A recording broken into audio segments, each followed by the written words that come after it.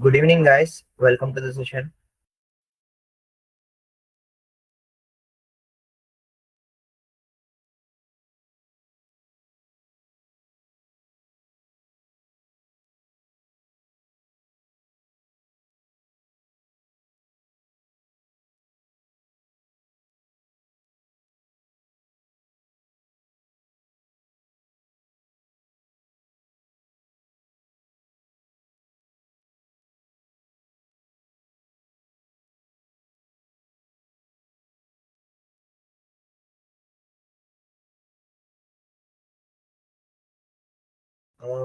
Students are still joining, so let's wait for another 10 minutes. Let's everyone join the session, then we'll start.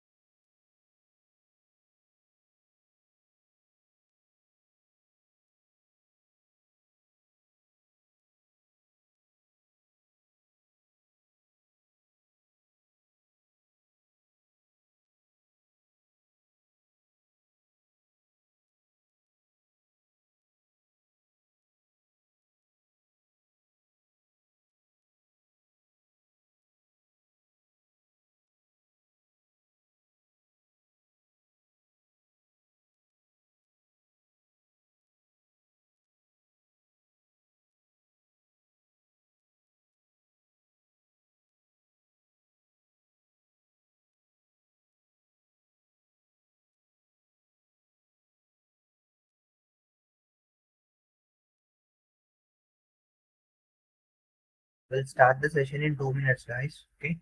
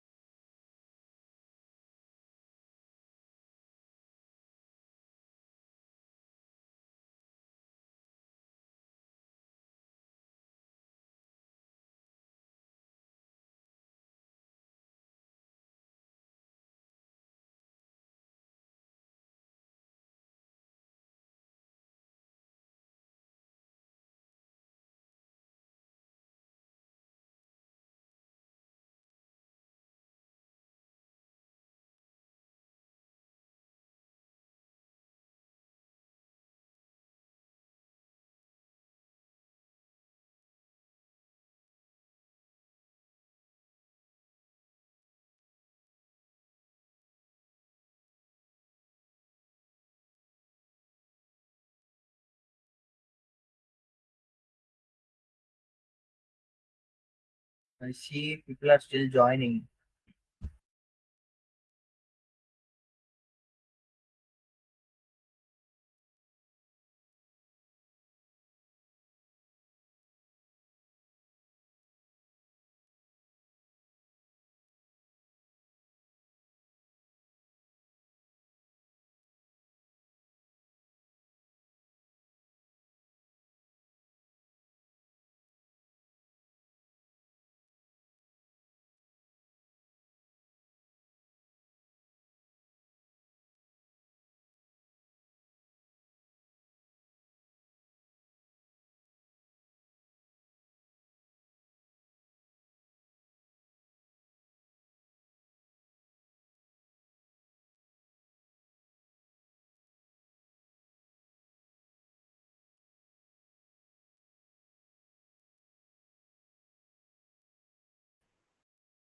So, Akash, you are asking what projects are assigned to us.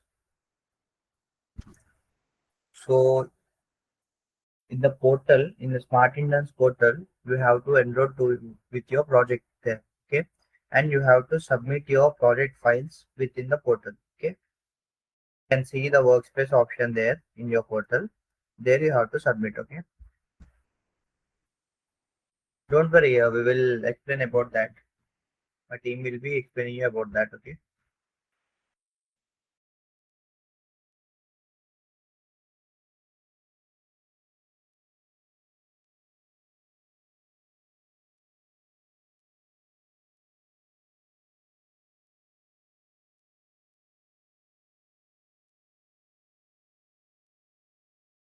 No, it will show.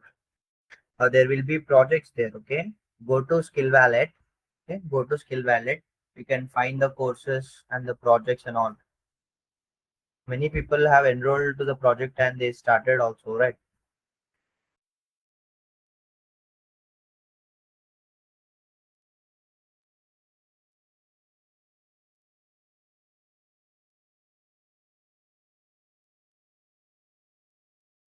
Guys, am I audible?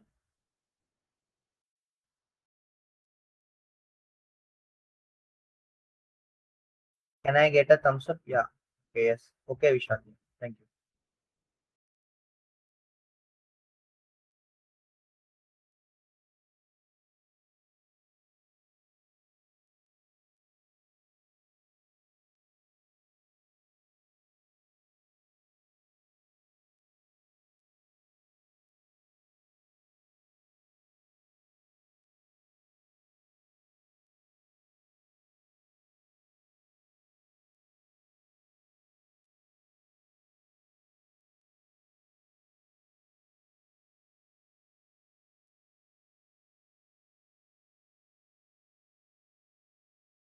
So Vishal, I'm your mentor. Okay, I'm your mentor. I'm Sai Kiran, your mentor.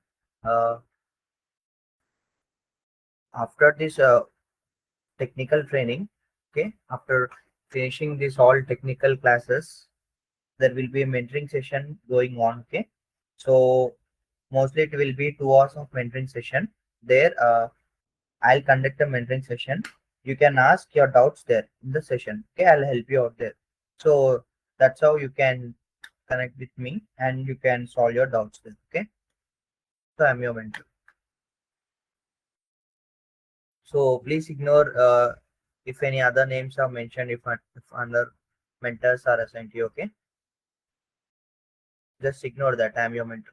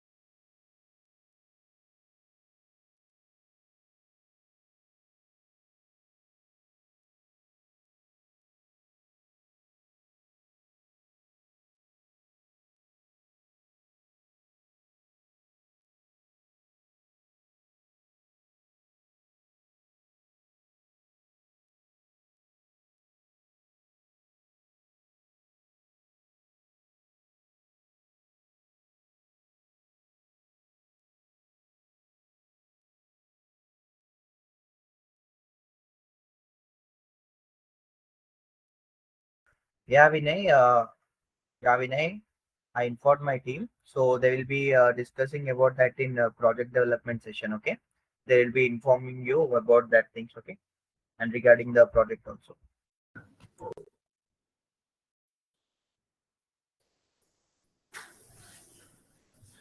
Okay, I hope everyone is in the session, right? Good evening to everyone. Good evening. So, what are we discussing in the last session, guys? We were discussing the collab notebook, right?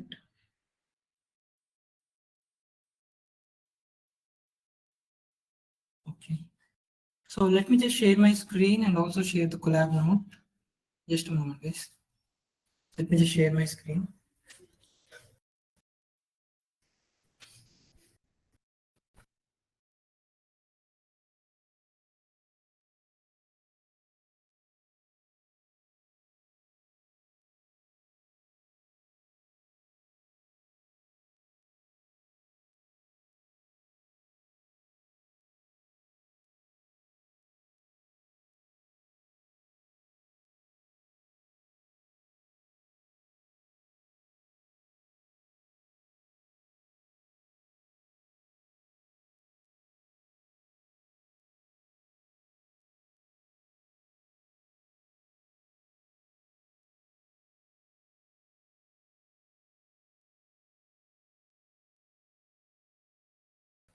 Okay, I'm sharing my screen. Yeah, scaling of the data, correct? Okay. So what are the different types of scales? So we are done with label encoding and scaling, standard scaler, min-max scaler, correct? Both the scales, correct? Based on the maximum, minimum, all those values, based on the mean, considering the mean value, the standard scaling will be happening, correct? Fine. So after scaling, what we did? So we have applied scaling on all the features. Correct. All the features we have applied scaling. So after scaling, what do we need to do? What do we need to do after scaling? After scaling, we need to do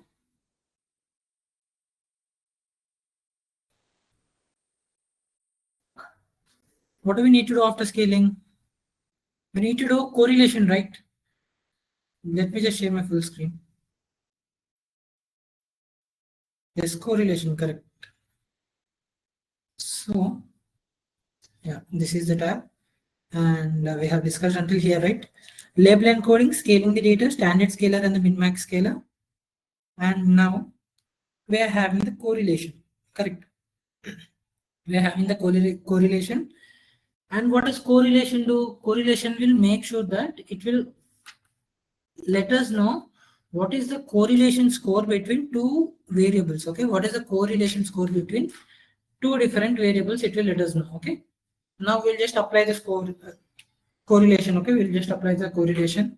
So let me just do that. So what I need to do first, comments are very important, right? Correlation. And then immediately what we need to do. So what is the data we are having here? We are storing it in a DF. We are storing it in the format of DF only. Correct. So one more thing. Initially, today mostly we'll be discussing about linear regression. Okay, linear regression we'll be discussing. So the thing is, so for linear regression, what will be the target variable? Target variable will be, what will be the target variable for linear regression? What type it will be? Linear regression target variable, it will be continuous, right? Continuous. And for classification, it will be binary, correct? So as today, mostly we will be covering logistic regression and linear regression, okay? Logistic and linear regression. So now, linear regression is nothing but the target variable will be continuous, correct? Continuous. So any one of the target variable will consider. We can consider any one of the target variable which are present in this sepal length, sepal width, petal length, and petal width. Actually, scaling is not required over here. So this is just for visualization purpose I have done. So let me just comment this out just a moment.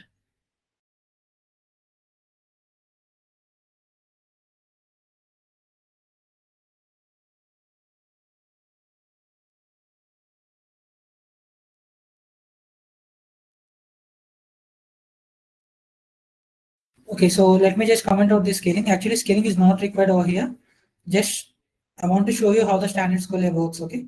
And let me just one more thing I need to connect, right? I need to connect over here. So let me just connect the terminal and run all the cells. So it's still connecting. So we'll just wait. Okay, now it has connected. Let me just run these cells. Remember everyone what exactly happening in each and every cell. So then we're having this tail and we're doing the value count, label encoding comes into the picture, like label encoding. So now what any target variable we can consider. We can consider either sepal length, sepal width, petal length, and petal width. Any one of the column we can consider a target variable over there. Okay. So I just want to consider petal length and petal width. Okay. Petal length I want to calculate it based on all these factors. So now petal length will be my target variable. Okay. So scaling, this is just for visualization purpose, fine. So this is how my values are. I want to consider petal length as my target variable, okay, because we will be going to discuss about linear regression. So now what I will be doing is, so correlation, yeah, we can find the correlation also, okay, correlation scaling, fine. Let me just do this correlation. And again, I will just comment them out, okay. Didn't show you the correlation, right? So correlation, in order to visualize the correlation, it will be df dot CORR, that's it. And correlation matrix form it will be getting. Correlation mat we can consider. And let me just call this variable, run the cell. So this is what the correlation matrix is. But by looking at this, we are not able to identify what exactly it is saying. But we can say sepal length and sepal length correlation is 1. Sepal length and sepal width is having negative correlation. So I just want to visualize this through plotting. So what I need to do, I need to import, and not import actually, in the C1 we are having heat map. So I need to write SNS dot heat map, and I need to call the Corel matrix, and I just want to show all the annotation. Okay, so I just need to write plt dot show. Okay, I'm getting a PLT is not defined. Okay, what is PLT? PLT is identify PLT. So what I need to do to import matplotlib dot pyplot as PLT. Okay, now see. So this is the correlation matrix. How the correlation matrix exactly works will tell us how two different variables are correlated to each other. What is their strength between the relation between those two variables? We'll be getting to know through the numbers. Okay, first sepal length and species. So sepal length and species are having a good correlation of 0.79, and for petal width also we are having 0.82. Sepal length is having a good correlation with all the other factors except sepal width. Okay, and for sepal length both are same, so we got one correlation value. Here species and petal width is having 0.96 again. Okay, see the bar here. So let me just give a color coding also here. CMAP oranges. So yeah, now you can see this bar first. So initially see the bar. So very light color coded are negatively correlated, very dark are highly correlated. Correct. So 0.42 is completely very light. So these two are negatively correlated with each other. Sepal width and species are negatively correlated. They were not even correlated.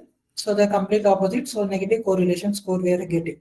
How much opposite completely? So it was 0.4. And is it negative or positive? It is negative. Okay.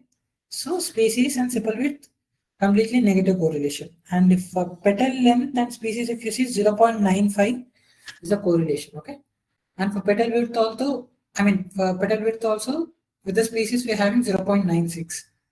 So based on this color coded graph or this CMAP, we can understand this heat map. This map is known as heat map. Okay.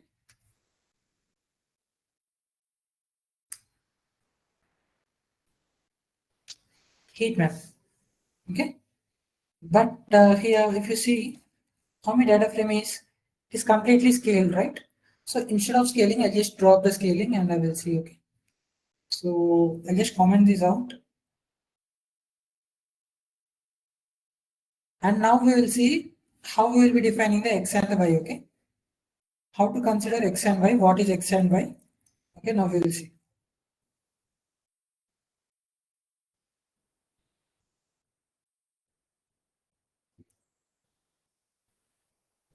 Okay. Okay, fine. So if you see now the DF is good. So what was the target column I was considering? Petal length, right?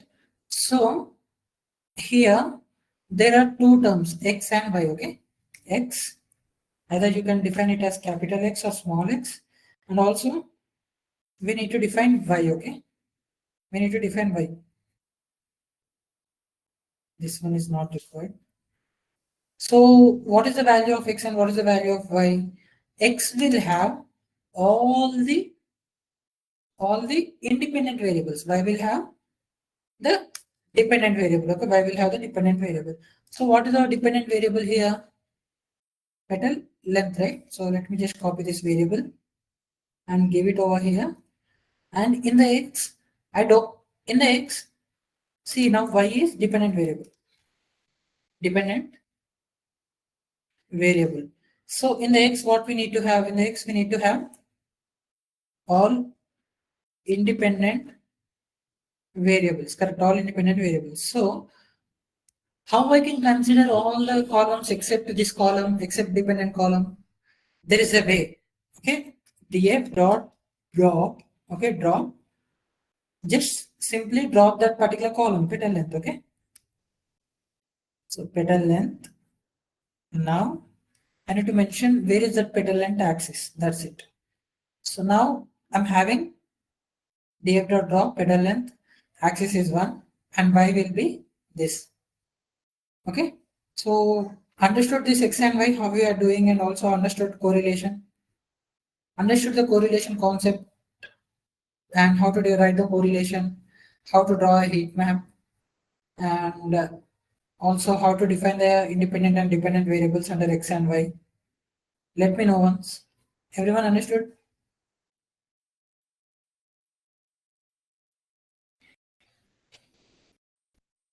Any confusion? Clear? Clear, right, everyone? I see only one is. Anyone having any doubts?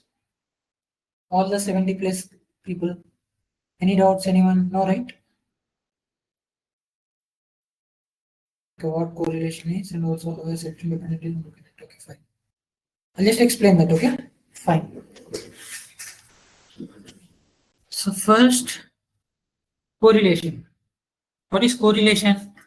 Correlation is nothing but measuring the relationship in between two variables. Let's consider species is a column and sepal length is a column. In these two columns, what is the relation and how strong is the relation?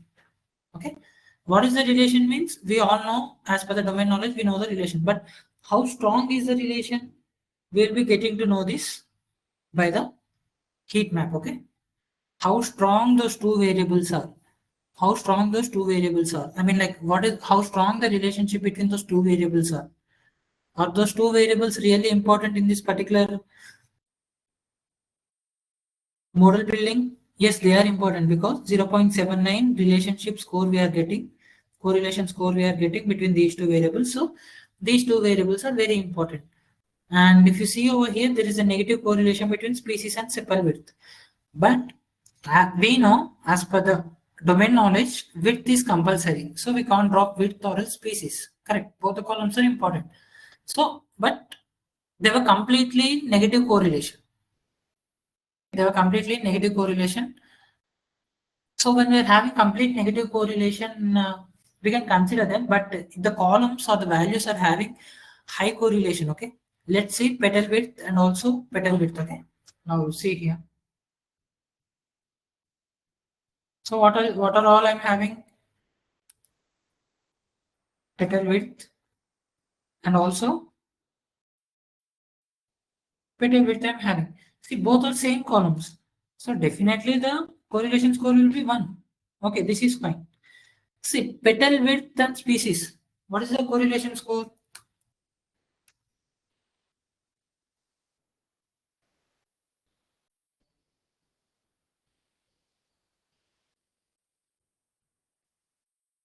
Okay, fine. Sorry. Fine. So sepal length, species 0.79. These are just the correlation scores, okay? Correlation scores of what? Of two independent variables, okay? Of two variables.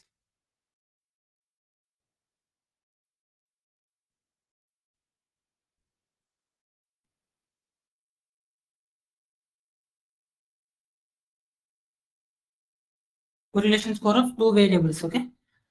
What 0.79, negative 0.42 are the correlation scores. 0.95 is the correlation scores. What is this correlation score saying? It is saying about how strong the relationship is between correlation score, right? Let me just write.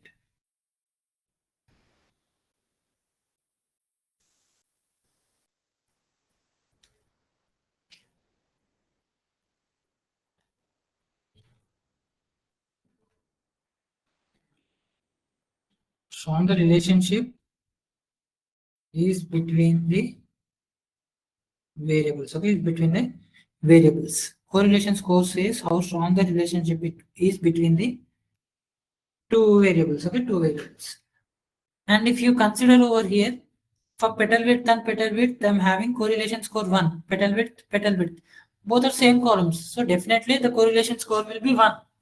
So now consider for petal width and also species. Okay.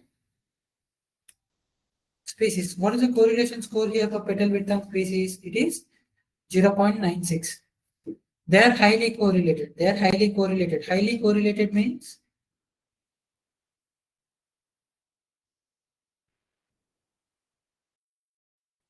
highly correlated. Highly correlated means what? Those two columns are making an impact. I mean, like those two columns are very important. Okay, but we need to make sure that if you're having more columns, okay, if you're having more columns like 17 or 18 or 20, this correlation score will help us. We need to consider the values between. We need to keep a threshold. Let's say 0.7 could be a threshold. So the values which are greater than 0.7, the correlation score which is greater than 0.07, I mean 0.7, then we will not consider those kind of columns. When if you are having columns more than like 20, 23, okay, like 20 plus columns. But there is again a thing over here, like, but if that particular correlation score and those variables are making a meaningful impact in a model building, or else that feature is important, then we'll not drop those kind of columns. Okay, we'll consider those columns. I know it is a bit confusing. Just for now, remember, correlation score will say about how strong the relationship between the two variables is. Okay, you can see petal width and petal width, it's 1. So both are same, it's 1. Petal width and species, both the column correlation score is 0.96. Okay, 0.96. So similarly, we are having other column correlations also. Okay, so it says about how the relationship is between these two columns. Okay, whether to consider that column, if that column is making any meaningful impact, is that column useful or not, by checking the relationship or else the correlationship, we'll be getting to know. Okay, so fine, just understand that for now. Okay, okay, so here petal length, I'm considering it as a target column because by because in the regression we are going to discuss about the regression, right? Just let me write over here.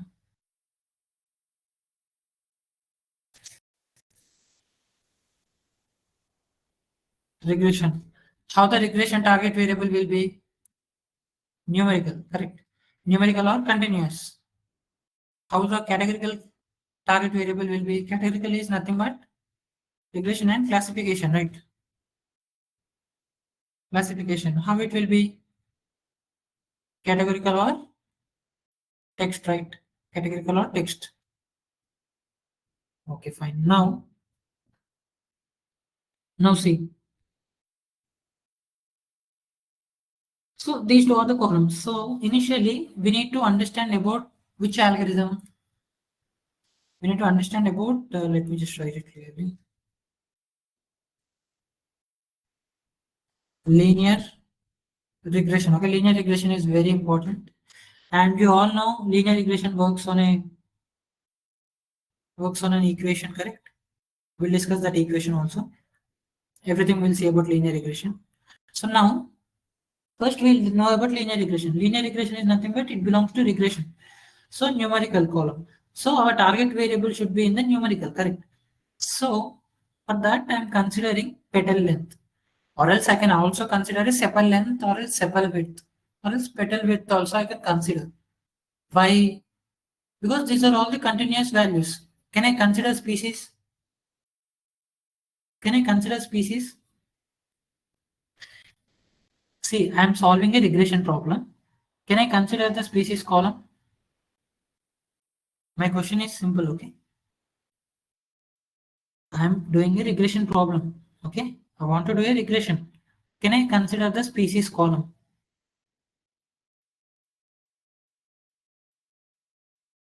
I see only few people answered Parikshit, Sharma, and also Akshita. I'm expecting answers from others also.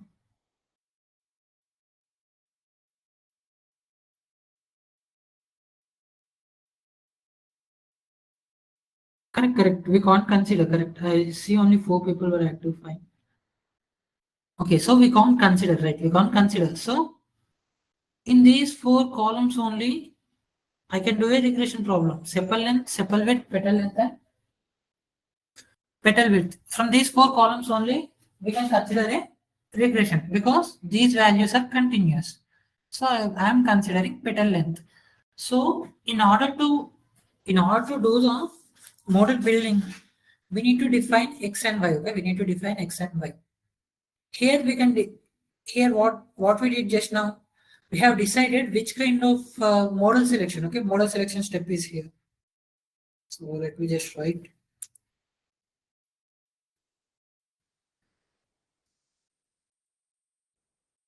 Model selection. So what is the model that we are going for? We are going for regression. So I'm considering any one of the column. I can consider sepal length also. Okay, let me just consider sepal length.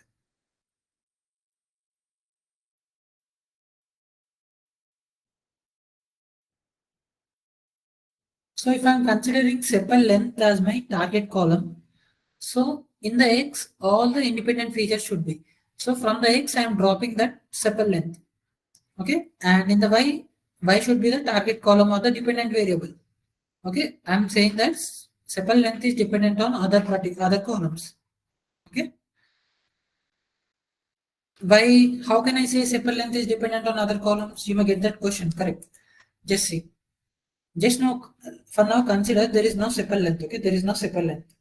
Sepal width, petal length, and petal width, and we are having the species. See, width and length we are having for petal, but for sepal we are having only width. How can we identify the species? We can't identify, right? We can't identify. But how I am saying that how can we not identify? Because initially we need to have a domain knowledge. Correct. Domain knowledge is important. Whatever the problem that we are working, we need to understand what kind of problem it is, what impact it should make. Correct. The domain knowledge we need to have. So as per the domain knowledge, I know for petal it is having length and width. For sepal, I'm having only width. For species, it is defining what kind of flower it is, correct? But only width I'm having for sepal. So sepal will also have a length, right? As per the domain knowledge, correct? So sepal length is dependent on all these columns, correct? So that is the reason I'm considering sepal length as a dependent variable and all other independent variables as x, okay? Understood x and y, how did I define? Any doubts? Understood x and y, how did I define? Any doubts, anyone? Vishal, Parikshit, Vinay, Shita, and also others. Akash.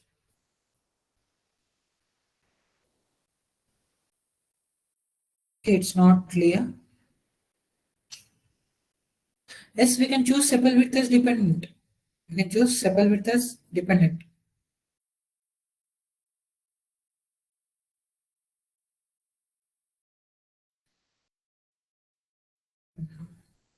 Fine.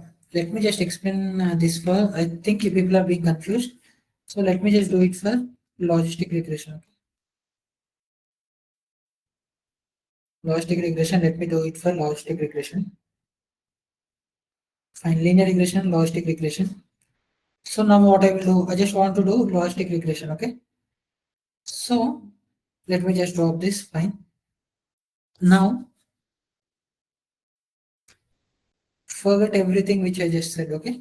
Now I want to do logistic regression. Okay. In the logistic regression, what is the target variable type? What is the target variable type for logistic regression?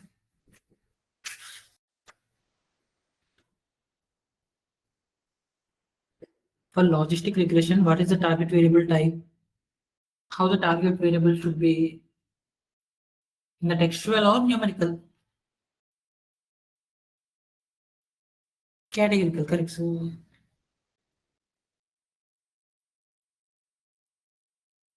no, it depends, okay? It depends. So one of your friend is asking, can we choose any one column out of 4 columns as dependent column? No, it depends based upon our domain, okay? Depends on the domain. Okay. So now consider we are doing a logistic regression. My model selection is done. I have selected this logistic regression model. And what I did here, I have defined the data frame. So I called it sepal length, sepal width, petal length, and petal width. How the values are? For sepal length, sepal width, petal length, and petal width, the values are continuous. Continuous means those values are, and also these values are sepal length, sepal width, petal width are also, I can say, they are dependent on species because sepal length we are having, sepal width we are having, petal length, petal width they are having. But what exactly, which kind of flower sepal length and petal length they are? Okay. What flower width and length are they? Correct. Understood the question? Like which flower it is? What kind of flower it is? Okay, I'm having values for sepal length, sepal width, petal length, and petal width. But what values are they? For what flower are those values related to? So then I can say species. Correct. These species are dependent on all these. Correct. Sepal length, it is having its own individual values. Width is also having its own individual values.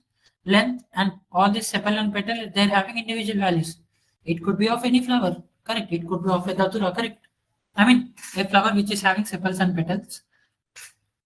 So it could be for any flower. But if you see, in the species column, we are having Setosa, versicolor, and virginica. What are those Setosa, versicolor, and virginica? Flowers. Okay, flowers. But why that column is over here? So now we'll check with other column. So what is this column doing? Is there any relationship between this species and petal width? Okay. So let's consider the first value of Setosa species is 0. What is 0? What is 0 here? Setosa, right? See, 0 is Setosa. Correct. Let me just copy this.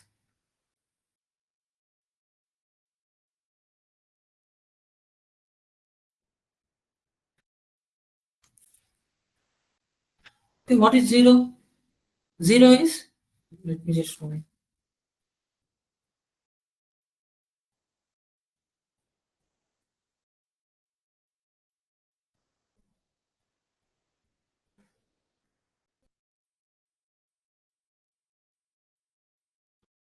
Setosa, correct.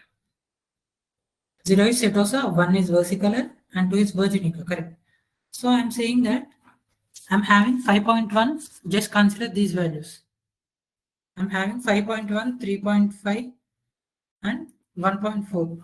What these values are? See, 5.1, 3.5, 1.4, and 0.2. What are these values? These are sepal and petal length and width, right? Length and width, correct. Sepal and petal length and width. So now, okay, I got this. I understood that these values are sepal and petal length width. Okay. But what exactly these values are saying? What exactly these values are talking about? Are they talking about any flower? Okay, if they're talking about any flower, what flower are they talking about? What flower are they talking about? It could be of any flower, right? It could be of any flower. So all these values are independent, right? It could be of any flower. They are independent. Independent. Now, species we are having. Species. Species, it is 0. 0 is what? 0 is Setosa. Correct. 0 is Setosa. If you see here, 0 is Setosa.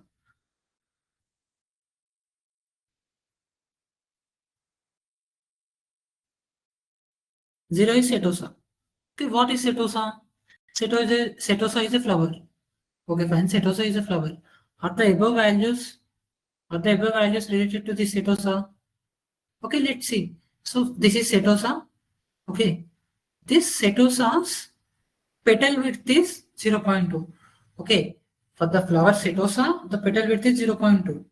Fine. Okay, what is this petal length again? The flower Setosa, the petal length is 1.4. Okay, all these values are independent, but this species column is dependent on all these columns. Understood? Understood this?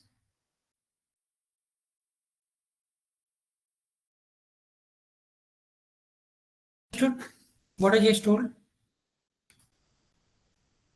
Okay, fine. So species is a dependent column we are having. So now we understood, right, what is the dependent and independent? Now the dependent column will be Y. Okay, the dependent column will be Y. It will be species. Okay. So okay, it is lowercase s. Fine.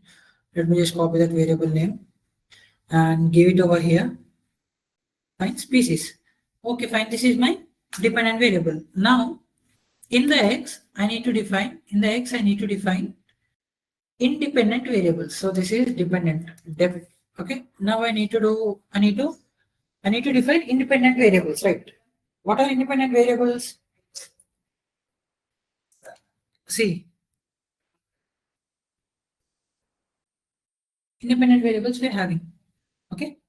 In the independent variables, we should drop the dependent. If we drop the dependent, see this is df, correct? So in order to consider the independent variables, just consider that there is no column name species. Okay, just consider there is no column name species. So all these columns will be independent, right? All these columns will be independent. So I am dropping this species. Okay, I'm dropping the species. Df dot drop, and here we need to mention the column, which column I want to drop. So it will be species. And where is that species column present? It is present in the axis 1. So now I have defined x and y. X will consider all the independent variables. Y will consider all the dependent variables. Okay. I will consider all the dependent variables. Understood what is x and y? Understood everyone what is x and y again? Thank you. Fine. Okay. So what is the other parameter here? In plus equals to true is not necessary. Okay, in plus equals to true is not necessary because I'm just storing the values in the x. So x will have all the independent features, but I don't want the things to change in data frame. So I'm not using that, and I'll just run this and I will show you what x is having and what y is having. Okay, y is having all the species column values. Okay, see the shape. 149 rows, 1 column. See the shape here. Sepal length, sepal width, petal length, petal width. All are independent variables. Understood? Independent and dependent variable x and y, how did we consider?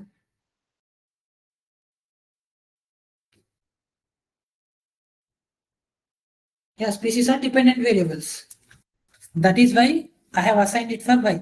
But species column type is textual, correct? Textual is categorical. Categorical is logistic regression. But what we thought initially will start with linear regression.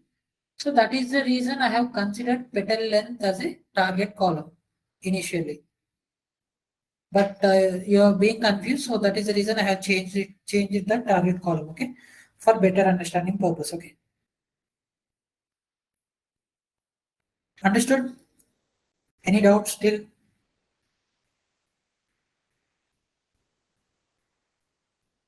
Any doubts? Let me know.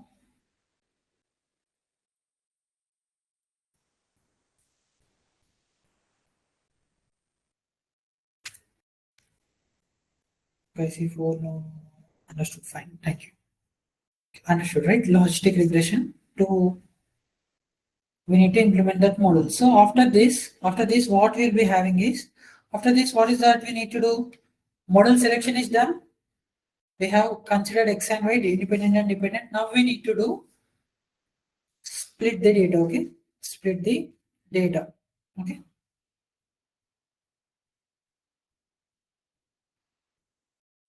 Split the data. How we will be splitting the data? Now, how we will be splitting the data? What are all the factors we will consider now? Even for splitting the data also we will have train test split, okay? Train test split, okay? We'll have train test and split. So, for training and testing, we will split the data, okay? Train test split, okay? We'll split the data in both training and testing. How we'll split the data for both training and testing? By X and Y values, okay? By X and Y values, we'll split the data. So now, all we need to do is, we need to write xtrain. Yeah, this one we need to write xtrain, xtest. So xtrain is nothing but all the training values in the xtrain, okay? Xtrain, xtest, ytrain, ytest we need to write. So let me just write xtrain, comma, xtest, okay? So initially what we are doing, we are defining the variables, okay? Ytrain, ytest, okay? Now we need to actually do the splitting. We need to actually do the splitting, okay? Train test and split. Train test split. Okay, we didn't import the library, right? Let me just import the library. There is a library for it, okay? From sklearn dot. Okay, if you see sklearn dot model selection, import train test split is the library. Okay, let me just run this. Okay, I have imported this train test split. Let me just call it over here, train test split. And here I will mention the X and Y.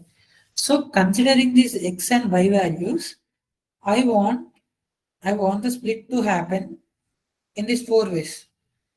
Consider the values present in X and also Y and do a train test split and assign the values for xtrain, xtest, ytrain and ytest, okay? And there were other few parameters we need to define. What are those? We need to define in what percentage the split should happen, okay? So here we need to write train size, okay? Train size. So how much we can assign the training size? Either it could be 70-30, 75-25. Let me just write here again. See. Train test and split. So what are we doing here? We are dividing the data for both training and testing, okay? For both training and testing, we are dividing the data. And how we are dividing? Okay, how? Based on the X and Y values, okay? Based on this, we will consider the X train, Y train, all those, okay?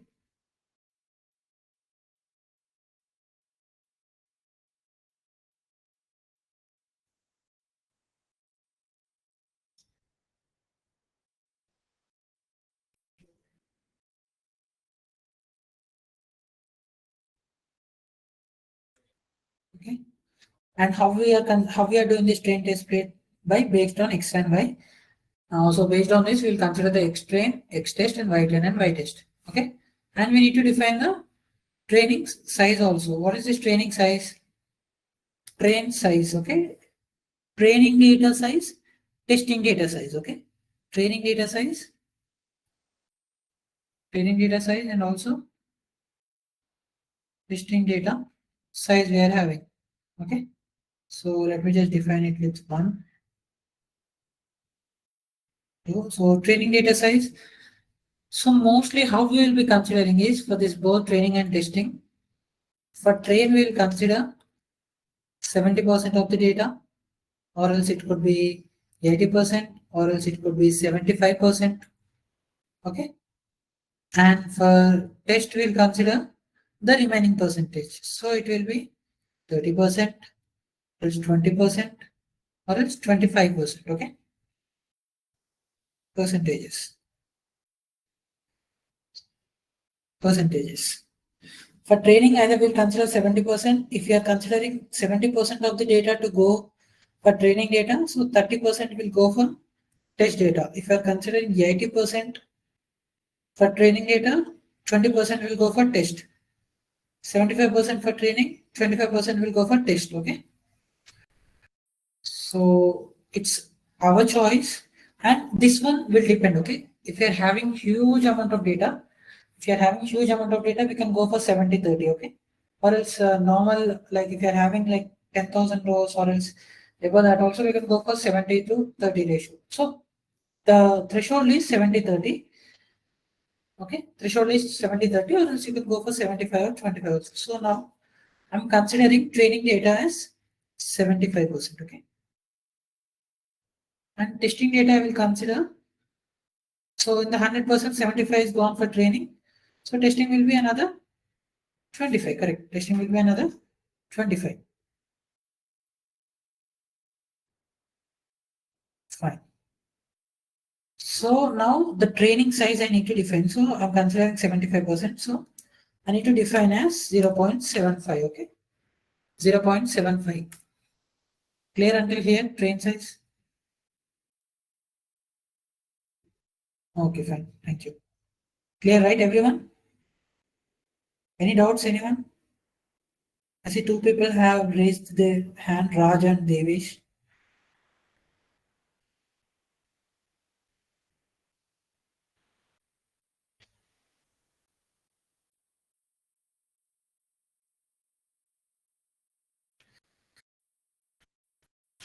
See, it's not like huge amount. You can consider 70-30, okay? 70-30 you can consider.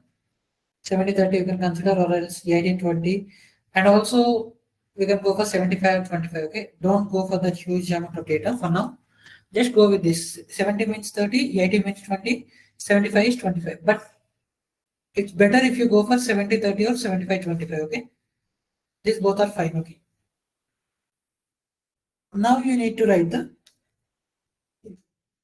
random state. What exactly is random state now? Anyone is aware of this random state? How we are defining this random state, and what is exactly random state?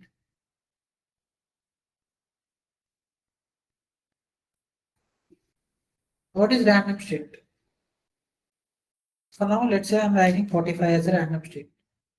Random state will define as how it is considering the data for both training and testing. Okay? How it is considering the data for both training and testing. Random state will divide the data in 75% for training and 25% for testing. Okay? It refers to the seed value, we will say. It refers to the seed value. And it will initialize the random number generations. Okay? It will initialize the random number generation. And what exactly it does, it will ensure the same sequence number or the same sequence random numbers are generated. Okay, let me just write here.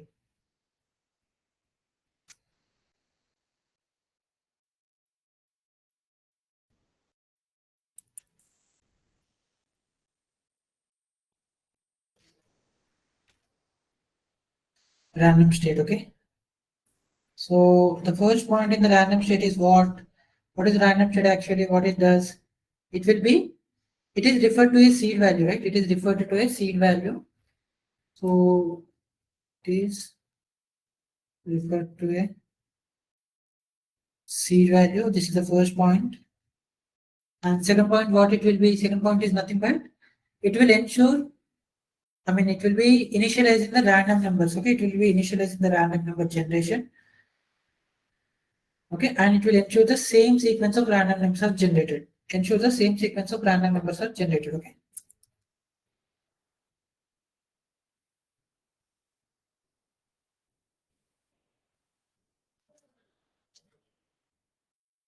Random numbers are generated. So why do we need to use this random state?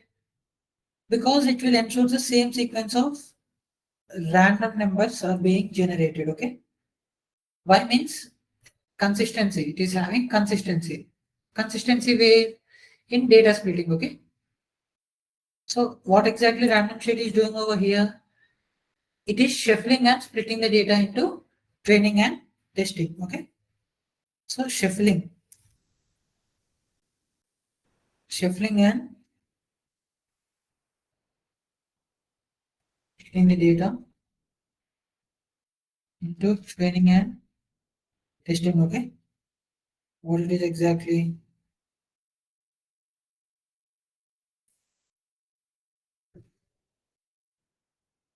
Okay. So what is random state again? It will shuffle and split the data into training and testing. What it is actually, so it referred to a seed value, which will make sure that the same sequence of random numbers are generated. Same sequence of random numbers are generated. But what exactly the random state is doing over here? Do we need to actually define the random state? Yes. Why? Because, so let's say the random state is not defined. Okay. So I'm just mentioning the training size at 0.75. The training size is 0.75 now. So what happens now? The training data, 75% will go for training, 25% for testing. So in that case, what is happening here? How it is considering 75% of the data? Randomly, it is considering all the rows present in the whole X and Y, correct? Randomly, it will consider the rows present in X and Y, and 75% will go for training, 25% will remain for testing. Okay, fine. I have built my model, and my model is giving an accuracy of, let's say, 60% my model is giving. Okay. Now, I have shared that file and I have shared it to my friend. Now, if my friend is running the same file, he is getting an accuracy of 40 only. Okay, he is getting an accuracy of 40 only. But the same file, the same process, you are getting 60 and your friend is getting 40. Where is the difference over here? The difference is what kind of values are being considered for training and what kind of values are left over for testing. In this 0.75, what values are going for training and what values are going for testing. Okay, that will be decided based on the random state. So random state number could be any. Okay, so that is the reason we will be defining the random state. We can define any number. Either I can keep 0, I can keep 99. Okay, any number we can keep. I can keep 912, or else let me just keep 9. So this number, it will be considering a state. Okay, this is a state. Now 9 state is initialized. So how the numbers, I mean how the rows from X and Y are being distributed to this X train, X test, Y train and Y test, it will be storing them all in this initialized random state. Okay, in this state, all this splitting process is saved. So if you're getting the accuracy of 75%, and if you share the same file to your friend where random state is mentioned as 9, and if your friend is not making any changes and running exactly the same, so he will also get the accuracy same as 75. So what is the difference here? The difference lies in how the rows which are in X and Y are being splitted into 75% for training and 25% for testing. So random state will ensure that the same sequence of random numbers are generated. Okay, the same sequence of random numbers are generated. So that is why random state is very important. Okay, understood this? Understood? Understood why exactly the random state is? Okay, fine. So we'll just have a short break. Okay, and if you're having any doubts in the meantime, let me know. And after this, immediately we will check the shape of all this X train, X test, and Y train, Y test. Then we'll go for linear regression. Okay, linear regression, logistic regression. We'll discuss both the algorithms today. Okay, fine. Let's have a short break, guys. And if anyone is having any doubts on any topic, let me know. Okay, thank you.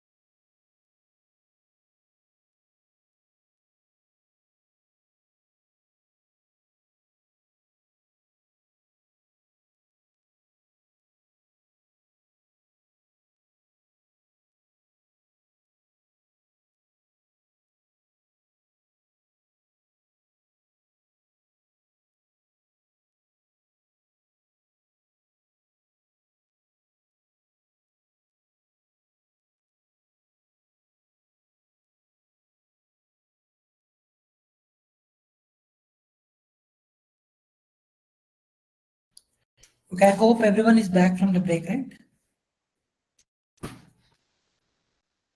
Okay, fine. So we'll now discuss the algorithms, okay? First, we'll discuss the algorithms.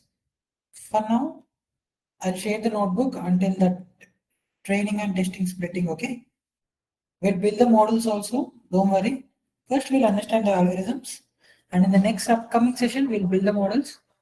We'll build the models, and later, what we'll be doing is we'll understand the other algorithms and we'll build those models also, okay?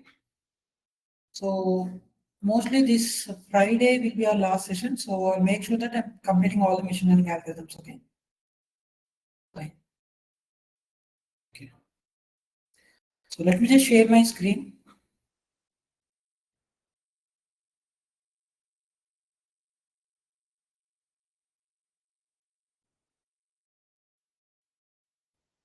Okay, so actually, yeah, machine learning with scikit-learn and TensorFlow.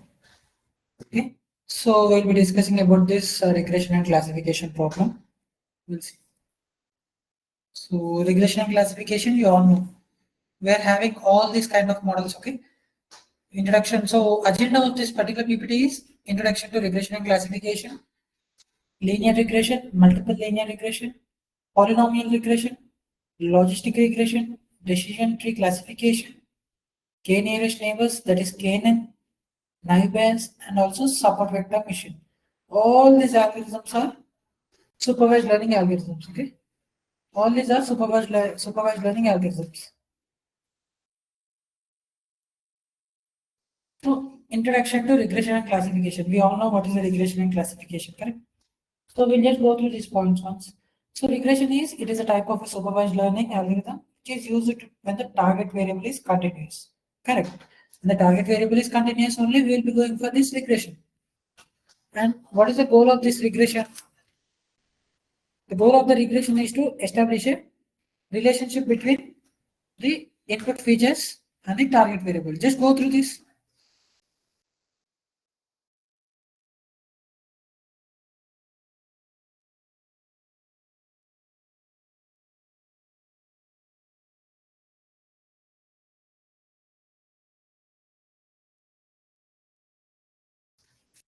Okay, so example one, predicting house prices. So house price prediction. So we are predicting, right? So we'll be predicting on based on the house prices.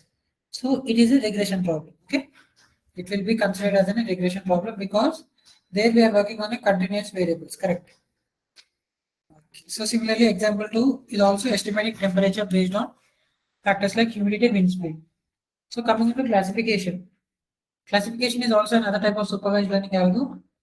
When the target variable is categorical, we'll go for classification. And what is the goal? The goal is to learn a mapping from input features to discrete class label. Okay. So from the label or the class label, what is the class label that we will be having? We will be having 0, 1, 2, right?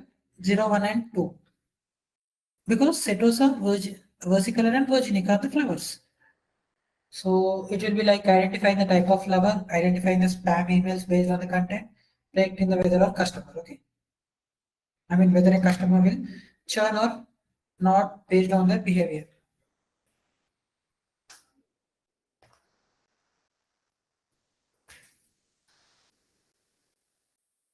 Okay, fine.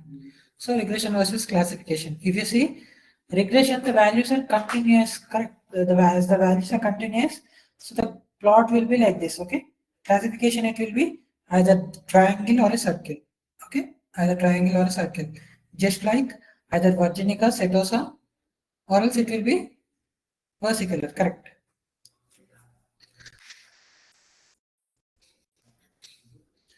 So now we'll be discussing about this simple linear regression. What exactly the simple linear regression is? How exactly we need to understand? We'll see. Okay. Fine. Before this, yeah. So how the simple linear regression works? It works on the equation. What kind of equation it will work? What is the equation? Line equation. What is the formula for line equation?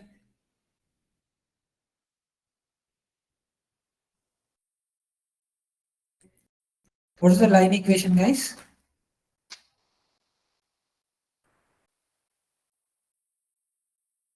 Okay, fine. Mx plus c or else mx plus b. Correct. So based on the line equation, the simple linear regression works. So what are we doing in the line equation? It is y equals to mx plus c. So we'll have the x value, we need to do the prediction. Correct. So what is m and b or else m and c? M is the slope of the line and b is the intercept. Correct. B will be the intercept. So if you see, simple linear regression is a statistical method used to model the relationship between a single independent variable and a dependent variable. So when we are having two columns, we will go for simple linear regression. Okay. So one column will be independent and one column will be dependent in simple linear regression. In multiple linear regression, what we'll have? We'll have multiple independent variables and one dependent variable. Okay, one dependent variable we'll have. Okay. And how the relationship is represented? It is represented by linear equation y is equals to mx plus b or else c, where y will be the dependent variable and x is the independent variable and m will be the slope of the line and b is the intercept. Okay. So now we will see exactly how m and b were here and how they are calculated. Okay. So this is an example. Let's consider x and y. Okay. X is hours studied and y is the scores, test scores. And what are these test scores? They're dependent on number of the hours studied. Correct. So now dependent will be test score, independent will be hours studied. Okay.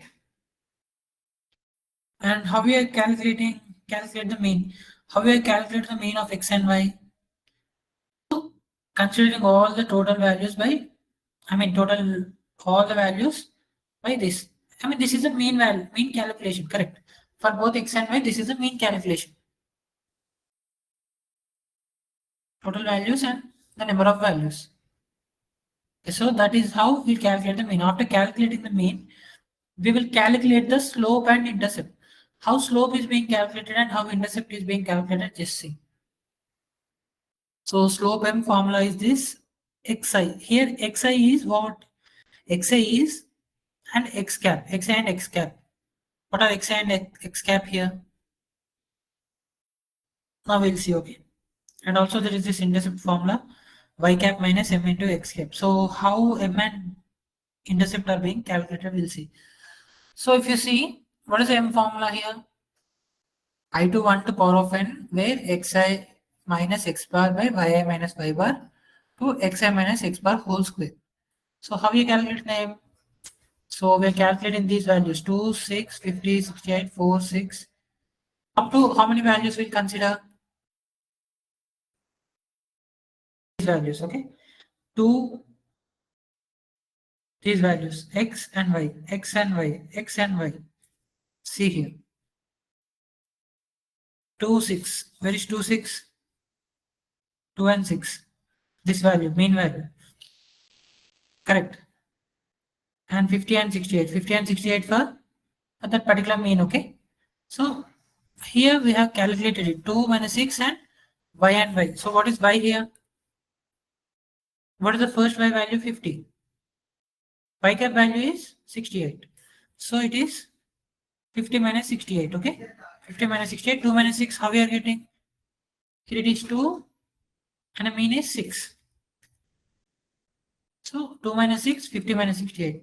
So by the product of those values, product of those single values plus all other values combined, we will be getting the slope. And what is the slope here? Slope is 2.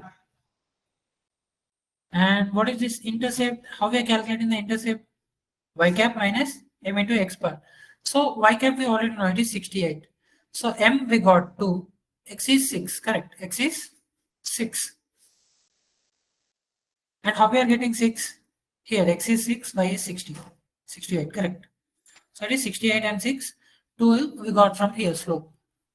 Understood this calculation, or else do you want me to show? Do you want me to show in OneNote? It's the same. Okay. It is the same. Fine. So then we'll build the linear regression model. Okay. Linear regression model is given by y is equals to mx plus b. Correct. So our model is y is equals to m is 2, b is 56. So now we are having what values?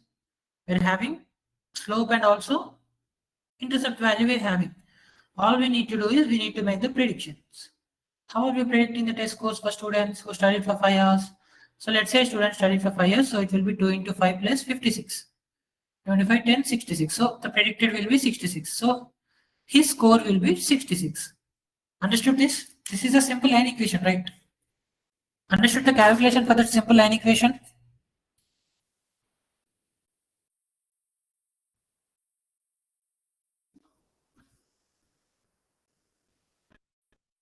Okay, fine. Okay, fine. So this is how we will do for a simple linear regression, okay? So summary, what it is saying, the linear regression model for our data is y is equals to 2x plus 56. And if a student studies for 40 hours, let's say, then the predicted will be 66. Okay? Fine. Okay, fine. So just go through this once, just go through the summary.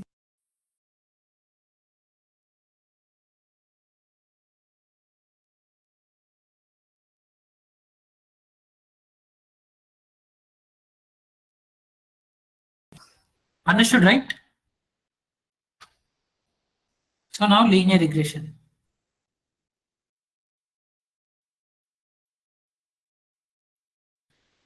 See what is this? This is a line, okay? This is a best fit line, we'll call it as best fit line. And now we are checking how we are shifting it. For each and every iteration, we are checking the value and the prediction, okay? And we're checking that iteration, how the best fit line is occurring between these data points, okay? Multiple linear regression. So even multiple linear regression also we'll call it as a linear regression because most of the time we'll be having multiple independent variables and one dependent variable, right? So we'll consider linear regression only. Both are almost the same, but in simple linear regression, the thing is only one independent variable and one dependent variable. In multiple linear regression, multiple independent and one dependent variable. That's it. Okay.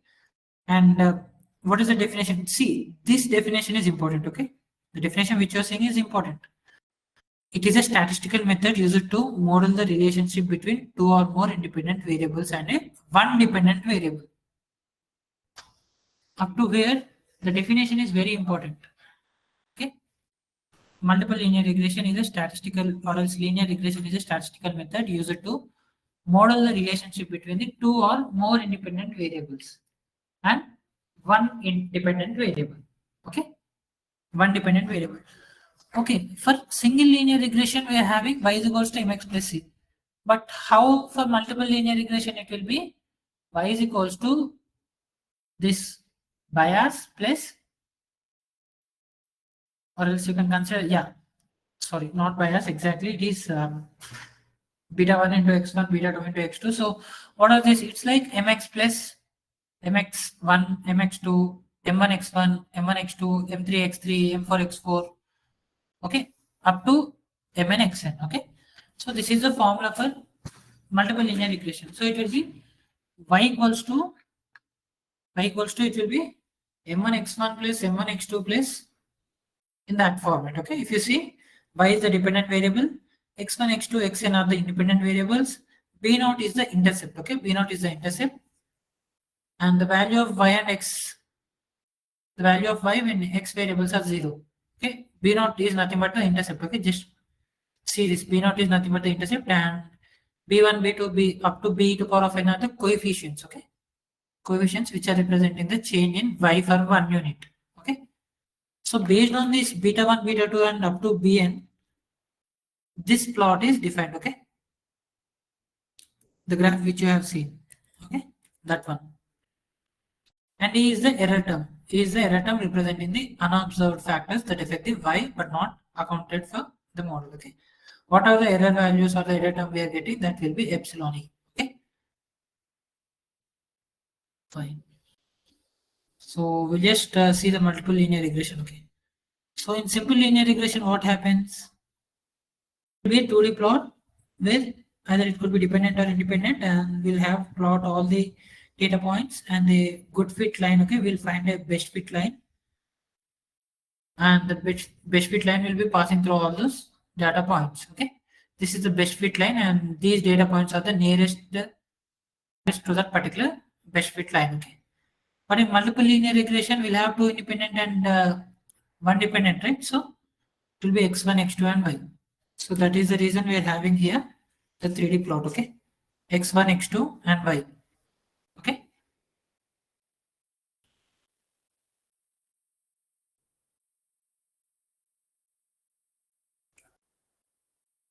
x1, x2, and y. These are all the data points, and depending on these data points, based on these data points, our goal is to find the best fit line, which is connecting all the data points and minimizing the error. Okay, best fit line will make sure it is minimizing the distance between all the data points, and it is drawing a line. Okay.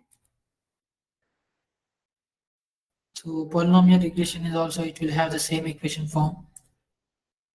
If you see the same, it is b1x, b1x2, x3 up to x to power of n, where it will be again y is dependent and x is independent, and b0, b1, b to power of n are the coefficients. Bn is the coefficient, where n is the degree of the polynomial. If you are doing a polynomial regression, okay.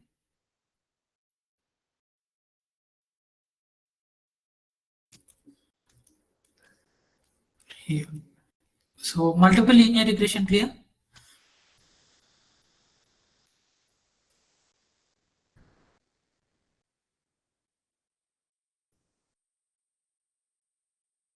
Let me know in the chat if it is clear or not.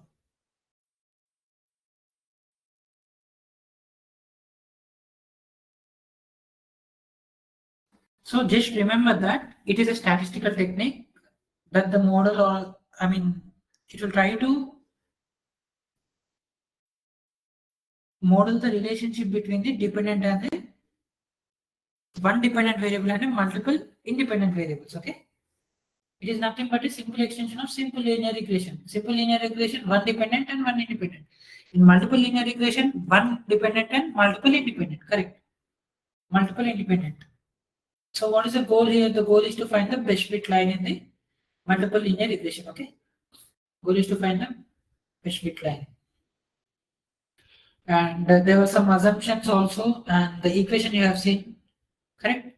Here we'll be having the coefficients. What are coefficients? Coefficients are nothing but the weights for each feature. Okay, let me just see. Yeah, what are coefficients here? Coefficients are nothing but the weights for each. Okay, weights for each feature. And also we are having error term. What is error term here? What is error term? Error term is nothing but the difference between the observed value and also the predicted value. Okay, of what? Okay, I told error term is nothing but it is a difference between observed and the predicted value. But what observed value and what predicted value, it is a difference.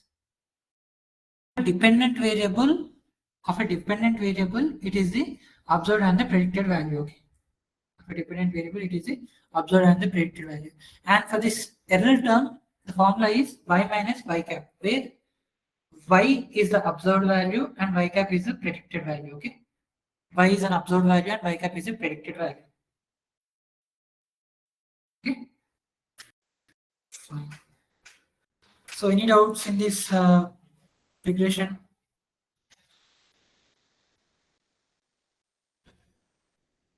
Okay, fine. Okay, fine. All right, thank you. So, okay, fine. So we'll also have evaluation metrics. Okay, we'll also have an evaluation metrics for regression. Okay. Akshay, what happened?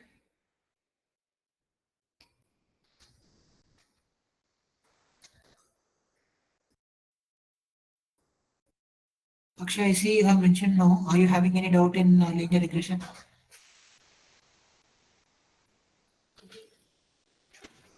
Okay, sorry. Thank you. And Akshay, you will be receiving the mails. Okay. Sai will be answering those queries. Okay. Concept is clear. Fine. Thank you. Okay, so now even here also we'll have some evaluation metrics.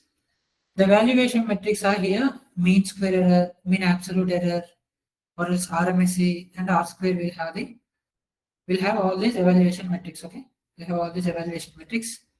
But for now, I will just explain logistic regression. In the next session, we'll see the evaluation metrics for regression and classification, and we'll continue with few other models, and we'll also do the implementation part. Okay.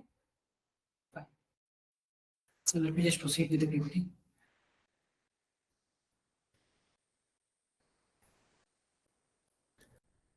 So logistic regression. So what is this logistic regression? Just go through that line.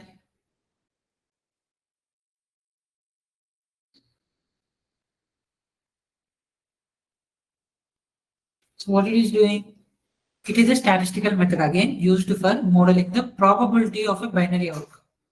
Remember the probabilities. Probability is what? Probability is based on an event, we'll be measuring if that event is going to occur or not, right? Based on the probability, we'll be doing that, right? And what exactly we'll be doing in this logistic regression? Even this logistic regression is a statistical model, okay, or else statistical method used for modeling the relationship between the binary dependent and one or more independent. Okay, binary dependent and one or more independent. Okay, and it is used for classification problems like what, where the target variable will be 0 or 1, yes or no. Those kind of target variables will be, it will be completely in binary 0, 1, yes or no format, true or false format. Okay, and how the logistic regression exactly works? See, everyone, I think you have heard this question. The question is, okay, here we are doing a binary outcome prediction, but why this particular algorithm is named as logistic regression? Logistic is fine, but why it is named after a regression? Why not a logistic classification? See, that is a genuine doubt, correct? Here comes the difference. If it is a linear regression, what happens? It will work on continuous values. So logistic regression will work on binary values. But why we are giving regression over here? Why we are giving regression? Even here also it works in the same way. But the thing is, here it will be using the sigmoid function. Okay. Here it will use the sigmoid function. Okay. By using the sigmoid function, it will be classifying either that particular prediction belongs to 0 or 1. Okay. So that is why this is named as logistic regression. Sigmoid function is the term which you need to mention for that question. Okay. So now we'll see what exactly happening in linear regression and logistic regression. See here. In linear regression and logistic regression, see the difference. Linear regression, continuous prediction. Okay. So logistic regression, it will be a shaped curve. Okay. It will be an S-shaped curve. Why we are doing an S-shaped curve and what is the threshold that we are considering and how it is dependent? It all depends on the sigmoid function. Okay. It all depends on the sigmoid function. So the sigmoid function formula will be, it will be 1 by 1 plus e to power of minus z, minus z, or else you can consider minus x. Okay. Anything you can consider. And how the output will be for the sigmoid function? Either it will be 0, 1, right? 0 and 1. And the thing is, sigmoid function, you need to mention the logistic regression. And sigmoid function output range will be 0 to 1. So here we'll be considering a threshold. And the S-shaped curve will be drawn over here to understand the logistic regression plot. S-shaped curve will be drawn over here. And it will be gradually increased from 0 to 1. If you see, from 0 to 1, it is gradually increasing. It is increasing from 0 to 1. Okay, fine. This is fine. But why exactly sigmoid? Why only sigmoid function is useful over here? It will map any real value. Okay, whatever the values which we are having, it will map those values to a probability. Okay, it will map the values to a probability. How exactly it is doing it? So for binary classification, it allows and it will map to a probability prediction. Okay, it will map to a probability prediction. a sigmoid function output range is 0 to 1, and it will also form a S-shaped curve. In the S-shaped curve, the values will be, the graph will be gradually increased from 0 to 1. Okay, 0 to 1. And what exactly happens in sigmoid function? It will map all the values.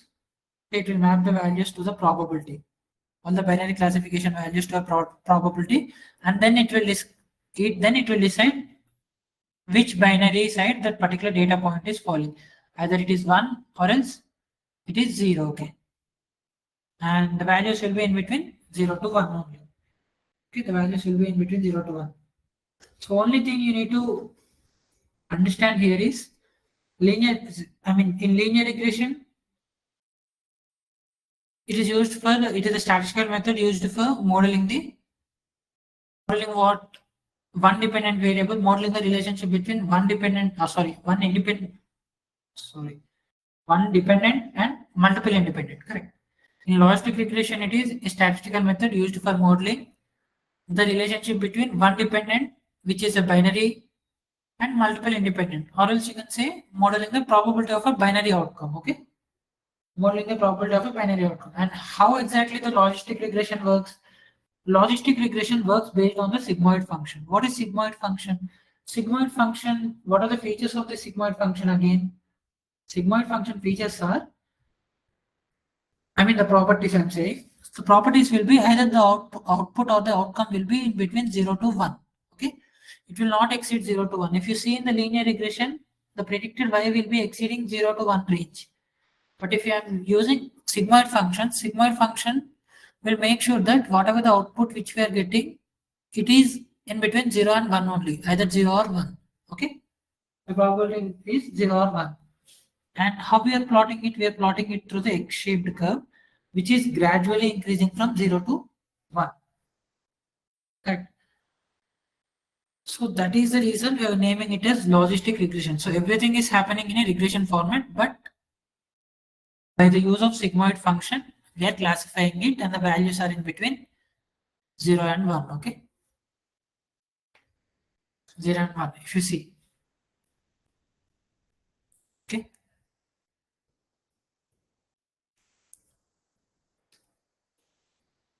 see y1 and y0, these are all the data points which belongs to 0, and the curve is gradually increasing. And this is how the values are being changed for beta naught and b1. If you see the formula, okay, the formula is not here. It will be almost the same calculation, but the end will be applying the sigmoid. Okay, the sigmoid formula is 1 by 1 plus e to power of x, right? E to power of x minus x, sorry, e to power of minus x. What is x over there then? X is the input value. Okay, x is the input value.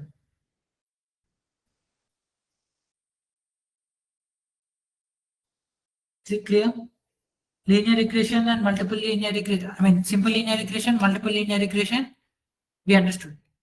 And in the logistic regression also, same process happens, but whatever the x value we are having, that will go through the one last function, that is sigmoid function. That's it.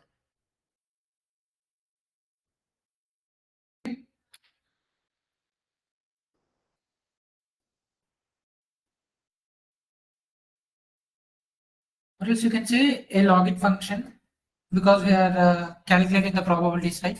Logit or the sigmoid function we'll be using. So clear for logistic regression? Any queries? Yeah, likelihood of an event, fine. Possibility outcome, total outcomes, defines whether the outcome will be true or false, so no, okay, fine. Okay, I think logistic regression and linear regression are clear, right? Okay, fine. Okay, it's clear, right? Everything until now? See, where did I spend most of my time? Where did I spend most of my time? Where did we spend most of our time in understanding what? In understanding all the pre-processing steps, we literally spent like 1 to 2 sessions, right? Because Pre-processing is very important.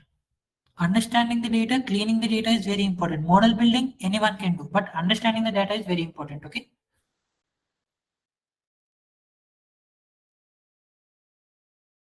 Clear, guys?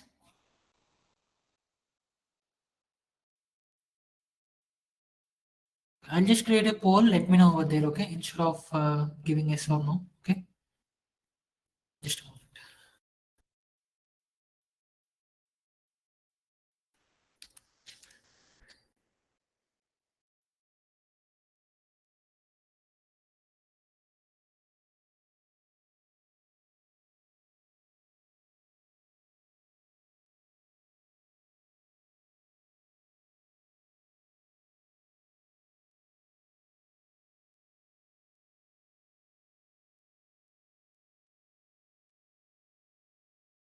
So I have created a poll, let me know. And I will just upload the notebook now. Just confirm me, okay?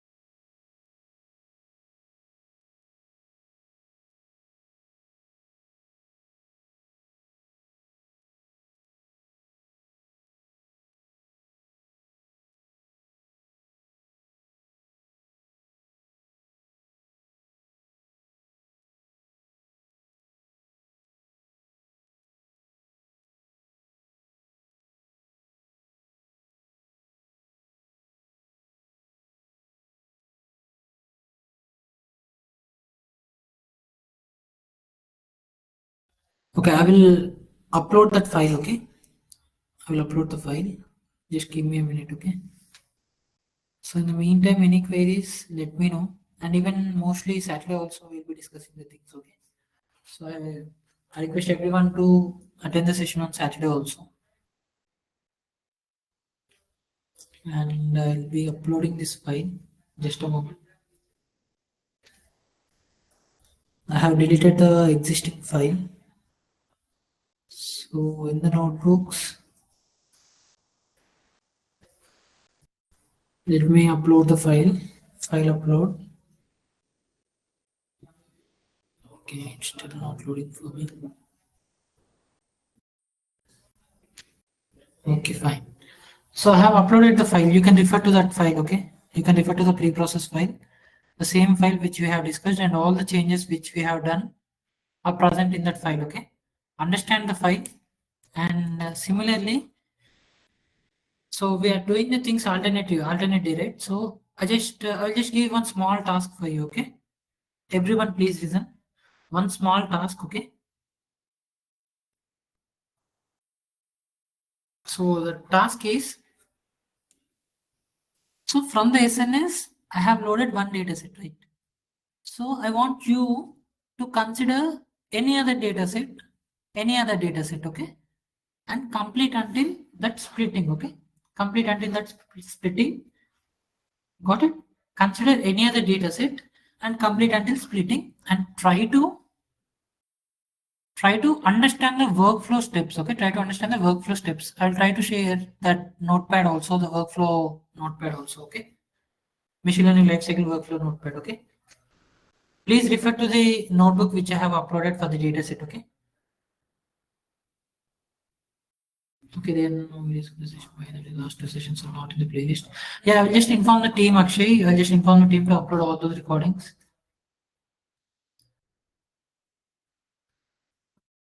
Okay, still some doubt on logistic regression. Fine. I'll cover in the next session logistic regression once again, okay? So employee performance prediction, images are not showing. Okay, we'll check through that project, okay? We'll check the project, employee performance project, okay? Thank you, Amit. Thanks for raising that. Yeah, thank you, Harsh. Yeah, I will inform the operations team regarding last 2 sessions. Okay, so what is your other query, Harsh?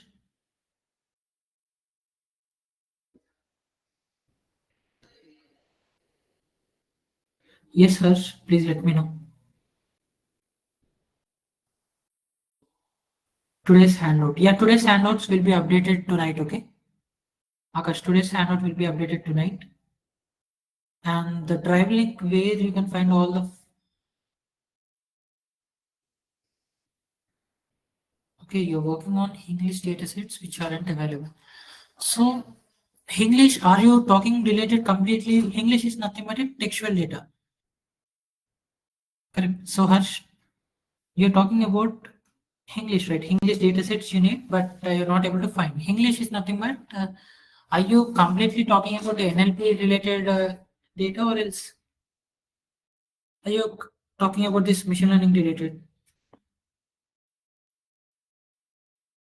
Okay, Sloan's galaxy classification images are broken.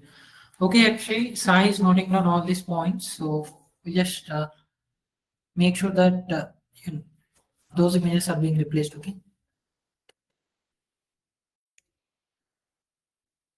Let me share the drive link first. Everyone is having the drive link, right, to notebooks?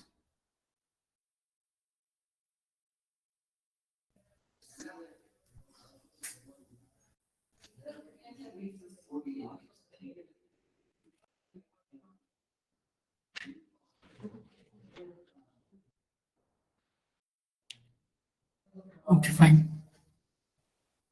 So all your queries related to the projects and also other queries have been noted down, okay? Have been noted down. Okay.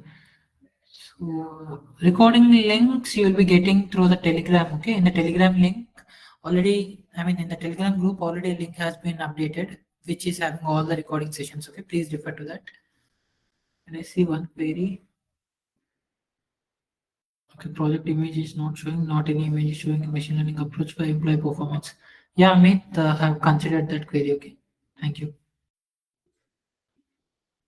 Okay, Harsh, got it. Just a minute. Let me just go through your query. Actually, doing the project kind of statistics machine learning. So I need data set is most to okay, got it, Harsh. If I find any English related data set which is related to this particular functionality that which you are working on, I'll share that link, okay? I'll share the link either in the Telegram group if I find it like early. I'll share it in the Telegram group, or else on Wednesday I will share that link. Okay. Is it clear, Harsh? And also related to the further technology, definitely all these things we'll be discussing on Friday and Saturday. Okay. And Saturday also I will be taking up the session. Okay. Fine.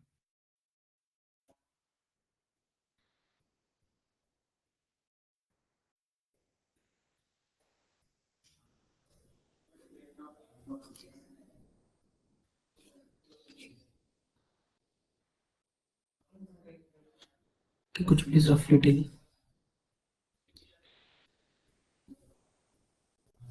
Using machine learning, but hate speech detection. So it will be completely textual data analysis. So mostly in machine learning, you won't be finding any such data set. In NLP category, you may find such data sets, okay, mostly. But even if you are having some textual or some numerical data, I'll just check that, okay? Let me just check once.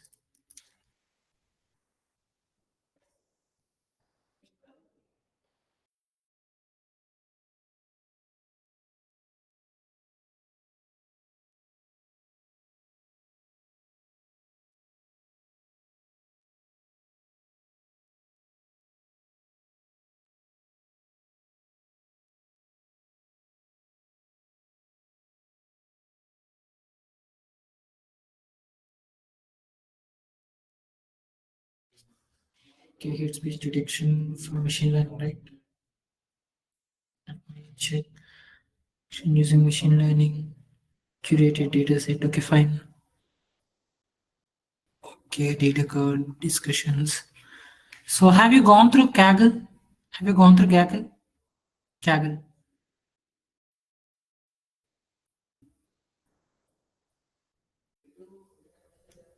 Let me just share you that I have found the data set, okay? So, but the data it is having around 3.1 GB. It's very huge actually. It's completely huge. Just a minute, let me just check if I'm finding any other data set, okay?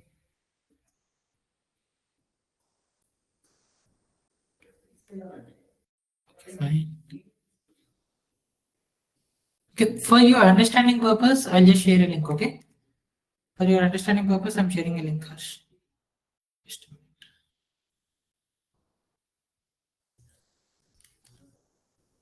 So once refer to this Kaggle dataset, okay?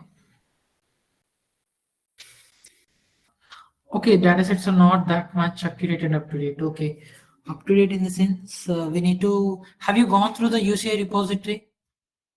Gone through the UCI repository, you may find some datasets. See, better do one thing. Open your GitHub account and search over there. Okay, most probably any one other person will be working on that project. Okay, most probably you may find not accurate or else up to date dataset you will not find, but a dataset which is like a few years back, like 2 to 3 years or else 5 years back dataset you may find. Okay. Okay, Harsh.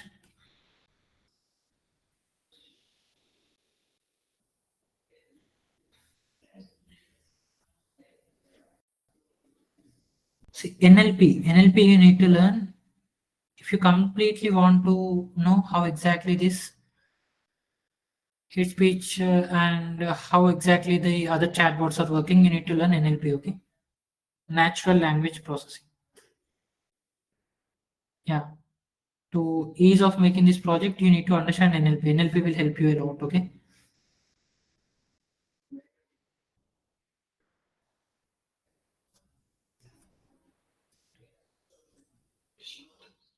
Any other doubts, Harsh?